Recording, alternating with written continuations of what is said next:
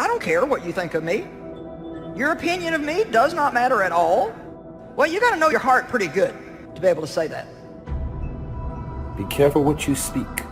Ex-boyfriends, ex-girlfriends, ex-wives, ex-friends, they are speaking negatively about you, but don't join in. Protect yourself.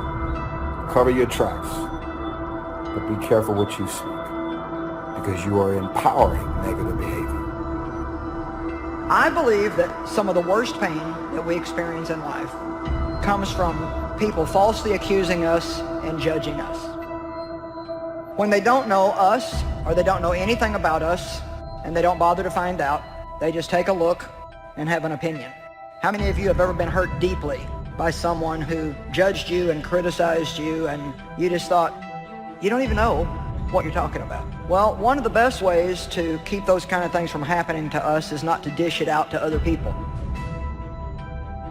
Who are you to judge? God has a job to do. Let him judge. Who are you to judge? You are being judged for judging. We all have to speak upon negative things and negative people, but try your best to pray for your enemies. Try your best to speak positivity and hope and saying, you know what, I don't like what you're saying and I don't like what you're doing, but I'm going to continue to pray for you. I'm going to continue to hope and speak blessings and opportunities in your life, because maybe you're bored. That's why you continue to just sit around and do and speak negative things. They say there's power in the tongue. So if you have power in the tongue, if you continue to speak negative things about people that are doing negative things to you, you are empowering their negative behavior. You'll notice that that negative behavior won't go away. If you speak it, someone will be it.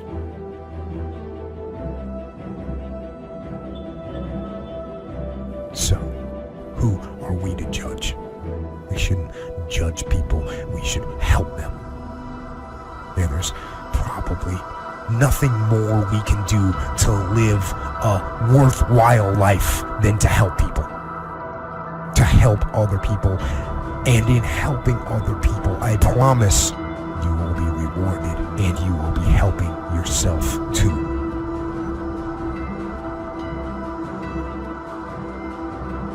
We see men tested beyond anything we can imagine.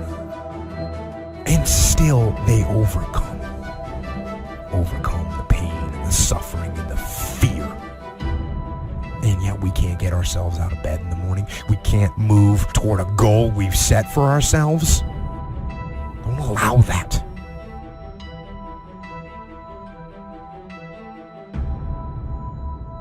You remember what you are capable of if you mobilize your will. And if you keep moving forward, you keep advancing. Remember what you are capable of if you keep attacking. And don't stop. And don't stop attacking. And don't succumb to the suffering and the pain and the fear. Don't succumb, but instead move forward and attack. Don't litigate over how much you have a right to have what I got, because until you suffered what I suffered, floated through what I floated through, survived what I survived, what you see on the outside is a reflection of the conflict on the inside. I could go home now, going through your life, saying, what do you see? Going through the trunk of your car, through your garage, through your house, what you see on the outside is a reflection of what's going on the inside.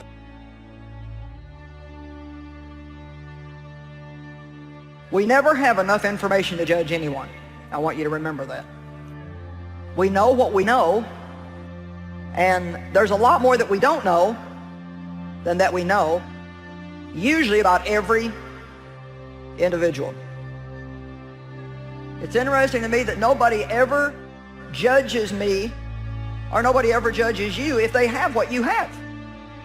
People only judge us when they don't have what we have, and so therefore it's not even really what the word true judgment is all about. It's just jealousy. And they're not even mad because you have it, they're mad because they don't have it. Remember, be a student, not a follower. And here's what you must always do. Design your own personal life. I'm very happy for people to take notes at my seminar, but I'm also just as happy if somebody says, hey, this is not for me, tear up all these notes and throw them away. That's just as valid for me. Remember, be no one's disciple. Chart your own course. Make what you do the product of your own conclusion. What I'm saying here is be your own person. You don't have to be a model of someone else. You don't have to do it like anybody else, right? Do it like yourself. Buy what you want to buy, listen to what you want to listen to, make changes if you want to make changes, and don't make changes, right? It's your life, I'm telling you. And don't let anybody persuade you any different. Success is not a stereotype. But when you continue to speak negative things about people that have done negative things to you, you are also continuing the cycle of negativity. You are speaking negative things into their life. Therefore, you are inspiring the negativity to continue. If you speak positive things into people that have done wrong by you, especially if they're continuing to do negative things to you and on your behalf, you are therefore trying to speak a positive transition from them being a negative and horrible person. You are trying your best to speak positivity into their life so that they can now start becoming a better person and a more positive person. It goes back to the saying, pray for your enemies.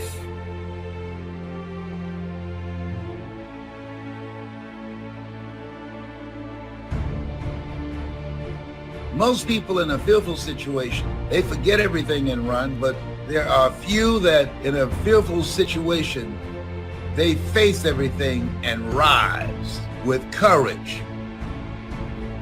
And that's who you are. And when you're going outside of your comfort zone, it takes courage. Most people, the majority of people, die within their comfort zone.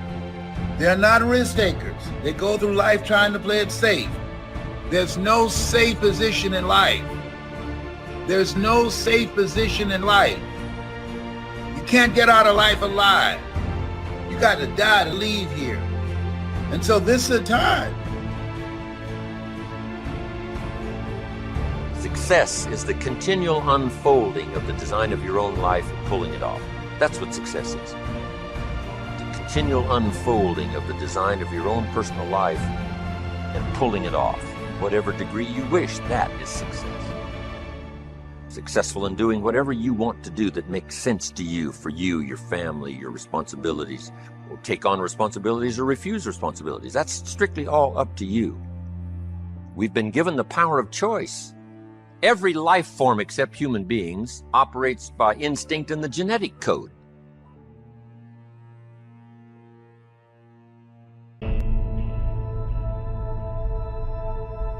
It has no multiple choice. Only humans have multiple choice. In the winter, the goose flies south. Why? Because he's a goose. If you said to the goose, it'd be better to go west this year, he ignores that advice, keeps on flying south. Why? Has no alternative, has no other way. He is only driven. All life form is driven by instinct in the genetic code except human beings. Now, why not human beings? Because here it is. We've been given the dignity of choice. We're not like a robot. We're not stuck like a tree, using up all the nourishment, nothing left, now you die because you can't change location. Not true. Humans can go north, south, east, west. Humans can change, do anything they want to do. We've been given the dignity. But here's what's interesting about all life form except humans. Every life form except humans strives to the max of its potential. How tall will a tree grow? As tall as it possibly can. You never heard of a tree growing half as high as it could. No. A tree grows as high as it can, drives down every root it can, produces every leaf it can, extends itself as far as it possibly can. Every life form extends to the max, except human beings. Now, why not human beings? Because we're not robots. We've been given the dignity of choice. And here's a couple of alternatives on the dignity of choice. To be part of or all of. you have the potential to be. And you got the choice. Do a little to make yourself comfortable and forget the rest, or do it all. And there's nobody here to dictate you got to do it all. That's nonsense. You got to be rich because we live in a rich country. That's nonsense. You don't have to be rich. You don't have to do it all. You can do a little, do some more. Take advice, but don't take orders. Take information, take training, take teaching, but don't take orders from no one that tells you how you need to live and what you need to own and what you need to do. Somebody says, well, you need to be successful. That's a personal choice, being successful. What we teach is the possibilities, and everybody chooses. Take a little, take a lot, do some, do nothing. Ignore the subject. You've got to learn to do that. Abraham Lincoln said, since I would be no one's slave, I will be no one's master. Excellent philosophy. If a guy says, hey, I'm soon cashing it in, I'm heading for the mountains, I'm going to live in a little cabin, live off the land, and feed the squirrels. If he goes and does that, guess what? He's a smashing success. Why? He's doing what he designed to do and went and did it. He pulled it off. You can't say, no, that's not successful. That is the epitome of success. It's giving a design to your life and go pull it off. Making progress in that direction that satisfies you. If it doesn't satisfy you, make alternatives and you change. And if you get some better ideas, sure, you may follow someone's suggestion and ideas, but not orders. Design your own life like you want it that will fit. Now, if you take on some responsibilities, now you got to consider those. Yes, you can ignore your responsibilities, but you won't feel good about that. Guess what the old prophet said? Some things that taste good now in the mouth turns bitter later in the belly. So you don't want to sacrifice. We all must suffer one of two pains. Regardless of your choice of lifestyle and what you want to do, we must all suffer one of two pains. The pain of discipline or the pain of regret. Be very careful who you judge at their low moment. You might be judging somebody right now for the battle that you're about to fight next month. Be very careful how you judge people. Be very careful how you say, oh, well, I just don't understand people who are depressed. After all, there's so much to be grateful about, and rejoice in the Lord always. And yeah, it's cool that you've got a Pinterest kind of faith right now, but something might happen in your life that knocks you off balance to the point that your stable self becomes a little bit wobbly for a little while. And you're going to want to make sure that you haven't judged people for things that you don't currently struggle with, because it might happen in your house. Amen. It creates conflict because it does not crown when you have been placed in the position, it crowns before. You're rich before you got the money. You're educated before you got the degree. You're a preacher before they ordain you. You're a husband before you find the woman. If you're not that before, you won't be after. So you have to go through a period of displacement where you have vision to function on a level and don't have opportunity, which creates frustration. Yes, it does. Yes, it does. Because you say, I feel this with everything I got inside of me, but nothing outside has acknowledged me on the level that I think on, and you don't feel appreciated because your thoughts are up here and your situation. Woo! Do you hear what I'm saying to you? And what we suggest to everybody is to consider the disciplines, because disciplines weigh ounces, regrets weigh tons. You don't want to substitute a discipline for a regret. In our opinion, that would be a poor choice. Now, you can do it, but some things are poor trade-offs. The old prophet said, what if you gained the whole world, but it cost you your soul? Would that be worth it? With a bit of intelligence, we say, no, that doesn't seem worth it. Even if you got the whole world, if you traded your soul, that experience would be so bitter and so awful and so devastating, it wouldn't be worth it. What if you got some gain by greed instead of legitimate ambition? I'm telling you, it might taste good up front, but it's going to turn bitter in the belly. And a bit of that advice saves some people from devastation. Say, well, you're right. I better think twice about that. So we must confront all laws, spiritual laws, agricultural laws, basic laws, fundamental laws. We must confront all of those. But you still now can design your own life. A little, a lot, go east, north, south. Don't put yourself in the straitjacket of something that's not to your choosing and not to your liking. Now, if you really want the prize, to become a multi-millionaire and run a company, fine. Then you got to pay the price. But hey, it's strictly up to you. There's no requirements here. Where is it written? There is no law. The key is to try to design your life. Yes, you might try something and say, hey, this cost me too much. I'm away from my family, I'm gone. So, this is valid. Little girl said to her mommy, said, Daddy never plays with me. He comes home and he's got this briefcase and he disappears and works on his papers and tells me to go to bed. And she tried to explain, said, look, your father loves you very much, but he's so busy at work. He can't get everything done. He has to bring it home. She said, why don't they just put him in a slower group? If you haven't got time for your kids, you should consider a slower group. It's not the money. It's not the success. You got to make sure everything works. Not something at the expense of everything. And this something at the expense of everything turns out to be too costly. Life in its best and most fulfilled, I think, is a balancing act to make everything work. A mother's got the challenge, a father's got the challenge.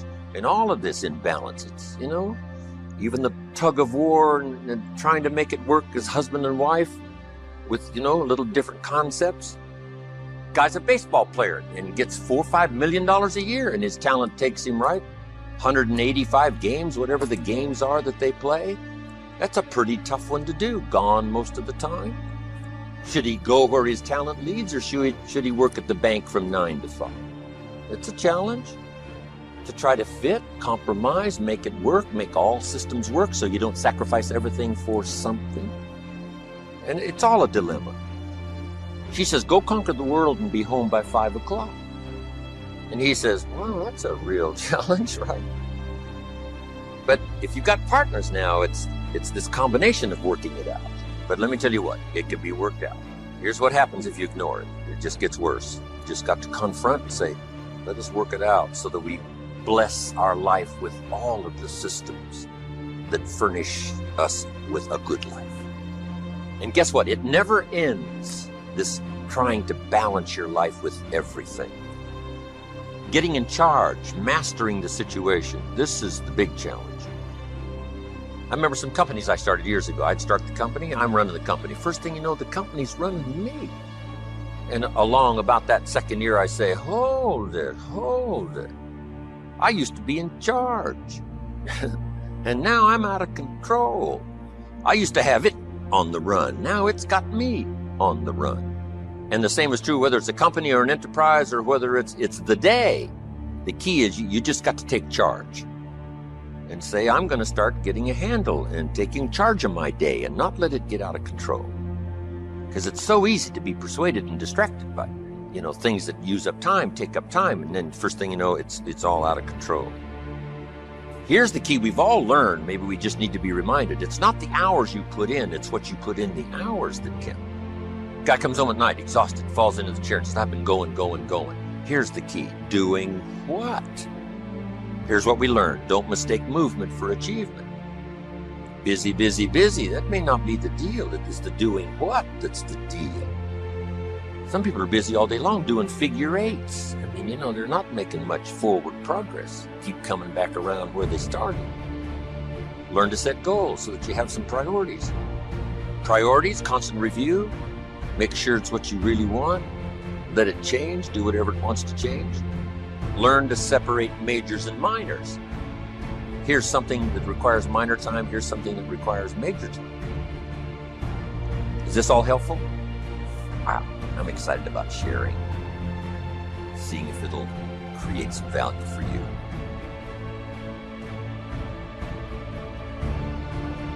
Instead of finding fault in others, we should all work to be the best people we can be and identify our own strengths and weaknesses. In other words, before we judge someone from our own viewpoint, we should take the time to take a very close look at ourselves, because none of us are perfect. If you make it to the end of this video, just write on my timeline.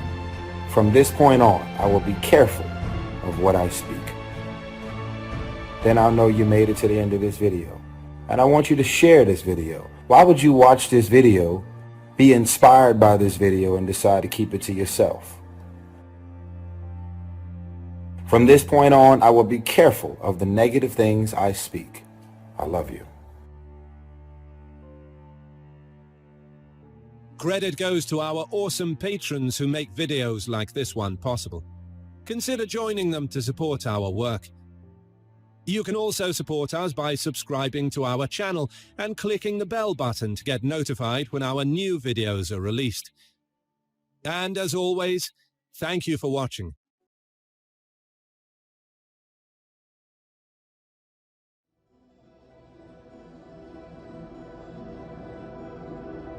Loyalty has an expiration date. The problem is when you're the nice person, your loyalty lasts far longer to certain people than it should, because their loyalty to you has been expired. But you being a good person, you hang on to friendships and become forgiving far longer than you really should be. Loyalty has an expiration date. I came to talk to you as living creatures who have found restrictions in the place that you once found nurture and found yourself imprisoned by narrow-thinking people and narrow-thinking circumstances and narrow evolving predicaments. I came to tell you that you cannot feed in one realm and stay in that realm, that if you get enough on the inside of you, you will find a discomfort in staying in the dimension that you once lived in. And I came to prepare your hearts and minds. If you're not prepared to go through some bloody stuff and some stinky stuff and some dirty stuff, you don't want to keep feeding on this kind of word, because if you feed on this kind of word, it will open up your mind and open up your thinking and open up your ideas and open up your concepts until all of a sudden you are uncomfortable in what you were once comfortable in. You're thinking on another level, and it's causing a separation, because what used to be funny isn't funny anymore. What you used to enjoy, you don't enjoy anymore. And what you used to be satisfied with, you're not satisfied with anymore. And all of a sudden, you don't fit in the places you used to fit in. And you don't even understand it. And they think you're acting funny, and they think you're acting strange. And they say things like, you forgot where you came from. I didn't forget it, I just can't stay in it.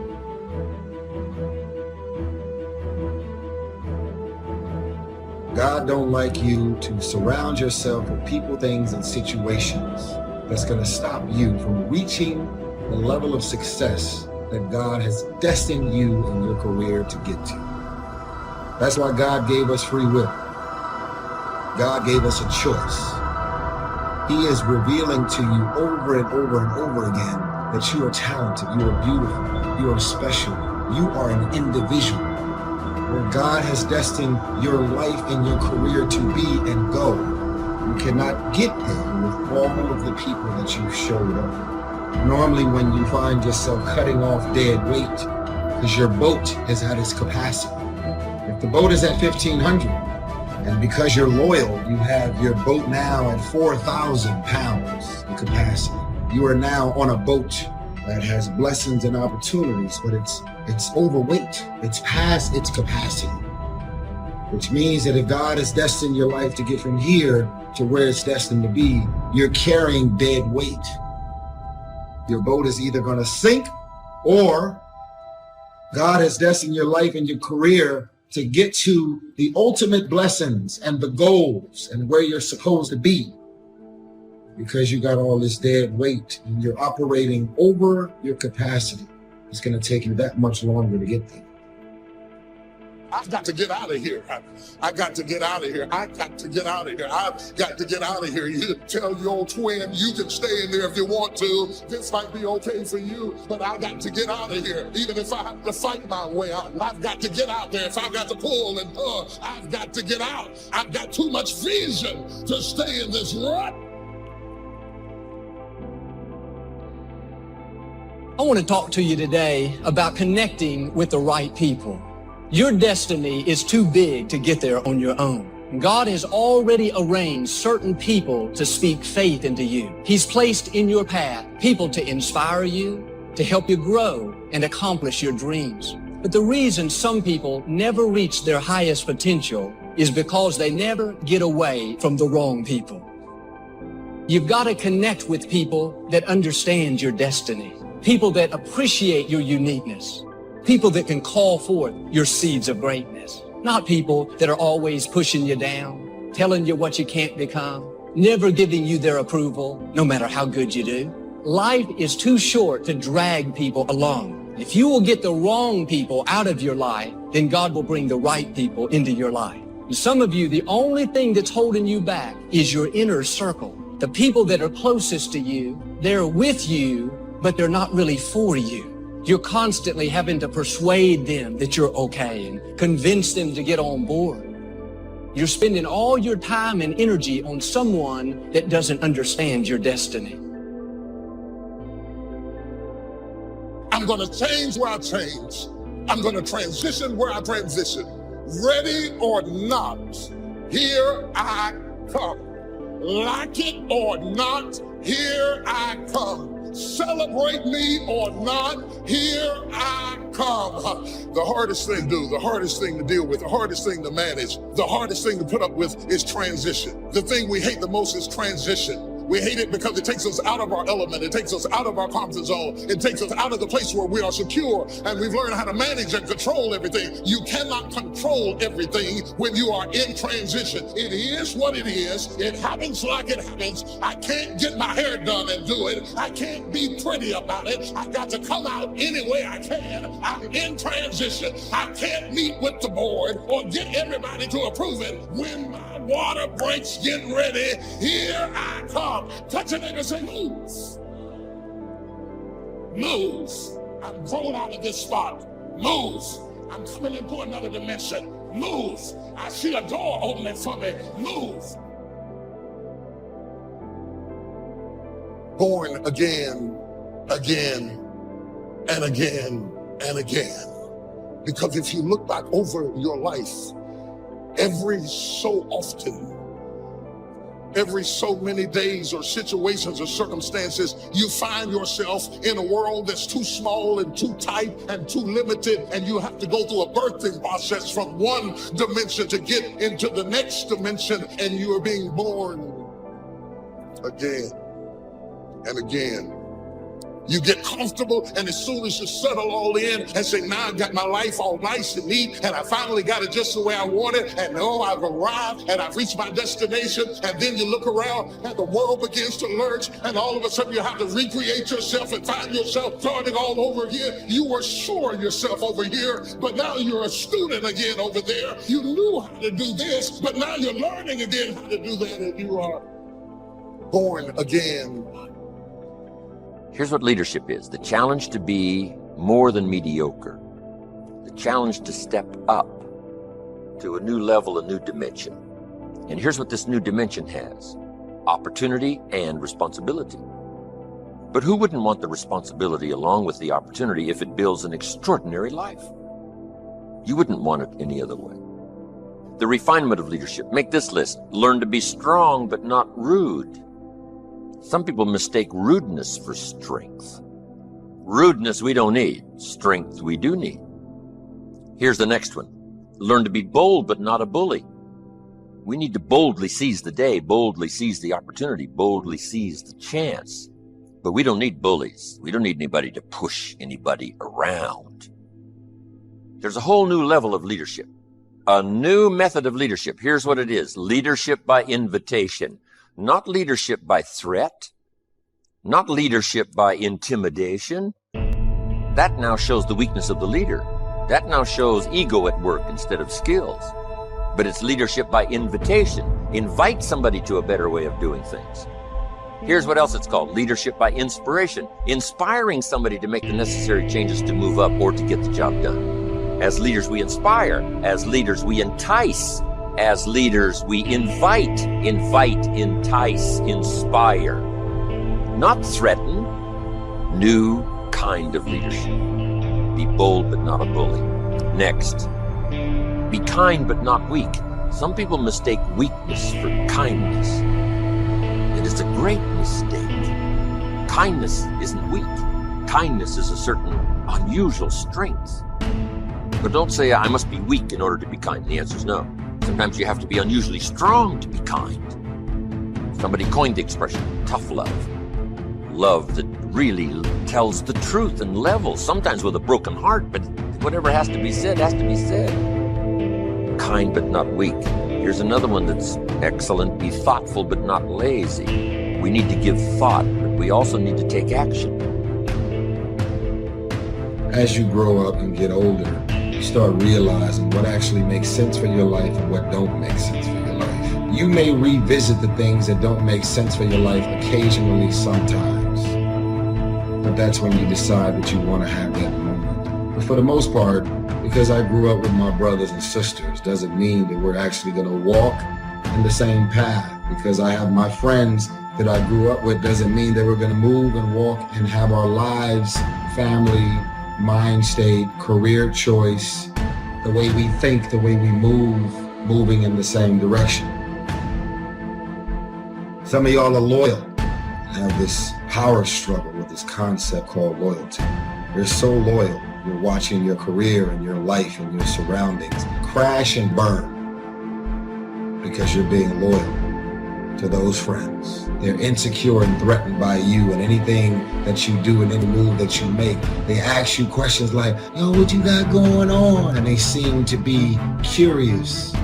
But as soon as you share that information deep down inside, they are angry and mad and jealous and envious about anything that you have going. But you're so loyal. You're so emotionally tied to these people that you found yourself being committed to because you grew up with, because you know, because they have the same blood as you.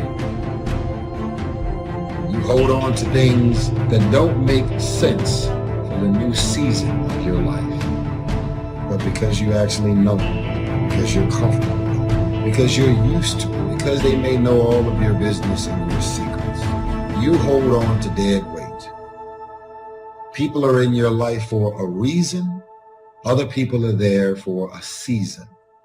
But it's important to recognize when people's seasons are over.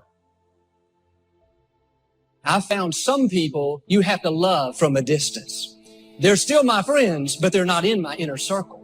Don't cast your pearl among swine. You could say your pearl is your gift, your personality. It's who you are. When you get around true friends, people that really believe in you, they won't be jealous of your gifts. They won't try to talk you out of your dreams. It'll be just the opposite. They'll help you develop your pearl, polish your pearl, enhance your pearl, grow your pearl.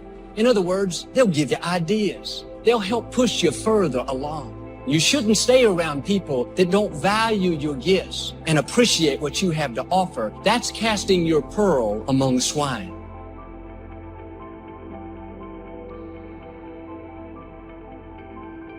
You need to dream without just being a dreamer. Head in the clouds, yes, dreaming lofty dreams, but feet on the ground. Here's 2 or 3 more. These are excellent. Be humble but not timid. Some people mistake timidity for humility. Humility is a virtue. Timidity is an illness. It can be cured. It can be managed. And if you are timid, you got to work on it. I'm telling you, it's a weakness. It's not a virtue. But you must turn your timidity into strength and keep working on it and keep working on it until finally you have driven it into such a small corner that it does not devastate your life anymore. But humility is a virtue. Expands your ability to understand the vastness of it all and how small we are in relation to everything. Humility that causes you to get on your knees and talk to a child without any fear how you look. Humility to understand, yes, humans are unique, but in the vast space of it all, we're all pretty small. Yes, we know, but what we don't know is so much greater than what we do. Here's a couple of more. Be proud without being arrogant. There's something to be said for team pride and community pride, company pride, personal pride, but don't cross the line to where your being proud now becomes arrogance. Pride we need, arrogance we don't. Arrogance is usually the childish attempt to make up for lack of self-worth. The childish attempt to make up for lack of self-worth has a tendency to create arrogance. And you know the worst kind of arrogance? Arrogance from ignorance. That's the worst kind. If a guy's smart and arrogant, we can tolerate that. But if a guy's dumb and arrogant, that's hard to take. So now, all leaders must learn the basic laws so they can use them as illustrations as well as use them for productivity. Here's the first of the basic laws. Whatever you sow, you reap. Now here's another way to put it on the positive side. In order to reap, you must sow. Reaping is reserved for those who sow, who plant. To deserve the harvest, you must plant the seed, take care of it in the summer, carefully harvest it, and then do wise things with the harvest. Now, here's the rest of the law of sowing and reaping.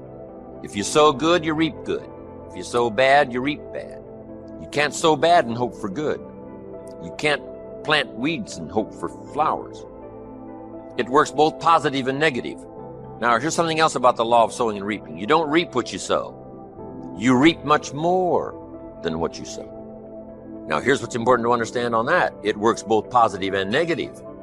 The old prophet said, if you sow to the wind, you don't reap a wind. You reap a whirlwind.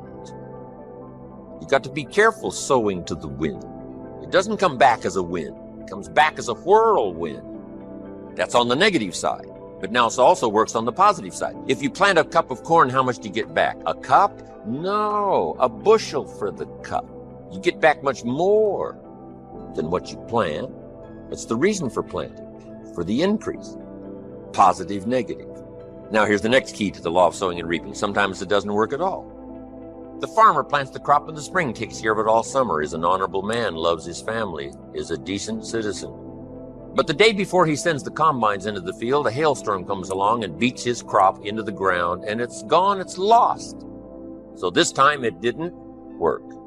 So now what must the farmer do? He's got to decide whether to do it again or not. Shall we take another chance in the next spring? We would advise him to do so, even though he lost everything in the last harvest. And it didn't work. You didn't reap what you sowed. But here's the law of averages. Here's the odds. More often than not, you reap what you sow. More often than not, you'll have a harvest if you plant in the spring. There's no guarantee, but more often than not. And guess what more often than not is? Pretty good odds. It's better than Las Vegas. Incredible. Next, one of the most important laws to learn is the law of averages. If you do something often enough, you'll get a ratio of results. Once you understand that, the world is yours. Learning to employ people in the unique thing called the law of averages is stunning in its result in terms of fortune, future. In baseball, we call it batting average. Swing 10 times, get a hit. Swing 10 times, get a hit. Nobody bats 9 out of 10. Some of these guys are getting $5, $6, $7 million a year, batting 2, 3 out of 10. So you don't have to be perfect here. All you have to do is understand the law of averages. Now, even if you're only getting 1 out of 10, you can now start to compete. If you've been here a long time, you can get 9 out of 10. I just joined, I can only get 1 out of 10. I'm telling you, if we have a contest, I will beat you. Say, well, you just started, how could you beat me? It's very simple. While you talk to 10 and get 9, I will talk to 100 and get 10. I win. Isn't that clever? Here's what I do if I'm new. I make up in numbers what I lack in skill. Once you understand the law of averages, I'm telling you, it's so exciting to work with the law of averages. Here's the next important law, called the law of faith. Faith is the ability to see things that don't yet exist. Faith, though, can turn difficulty into reality, positive reality. Here's what faith is for. Number 1, faith is the ability to see it as it is. Faith doesn't mind seeing it as it is because faith is a miracle worker. Faith does not ignore the negative. Faith uses the negative because if there was no negative, there'd be no need for faith. If everything is okay, what would you need faith for? You need faith because it isn't okay. Now, what isn't okay? Who knows? The situation that isn't okay. So here's what faith does. Number 1, faith does not ignore the negative because faith now stands as the miracle worker if you let it work. So faith sees it as it is. If it's ugly, it's ugly. If it isn't working, it isn't working. If it's a mess, it's a mess. It doesn't hurt to call a mess a mess. You don't need to fancy it up here. If it's broke, it's broke. If it's miserable, it's miserable. Faith doesn't mind admitting that. Faith doesn't mind seeing that. Here's why. Number one, you can see it as it is. That's the beginning of faith, seeing it as it is. Now, here's the second step of faith. See it better than it is. Couldn't you see beyond the mess? The mess is for today. Couldn't you look into tomorrow? The answer is yes, I guess I could look into tomorrow. Humans have this incredible ability to look into tomorrow, to look into next week. Dream the dreams, make the plans, visualize, use your imagination, see it better than it is. Now here's the third step that turns faith into reality. Make it better than it is. Faith now must be invested in the muscle. But if you invest faith now in the action, you can take any situation and make it better than it is. Next, in the beginning of faith, seeing it as it is. Don't see it worse than it is. Don't blow it out of proportion. Some people have this tendency to blow it all out of proportion and say, well, it can't be that bad. If it's this bad, that's how bad it is. You don't need to multiply how bad it is by 10. Just as it is. That's the deal. As it is. Don't see it worse than it is. Now here's the next. Don't see it for more than it can become. There's a thin line between faith and folly. Yes, it's possible to see yourself as a millionaire, but not overnight. Somebody says, well, yes, I can see that. Don't see it for more than it can become in a reasonable period of time. Yes, if it dropped out of the sky overnight, but that's not likely.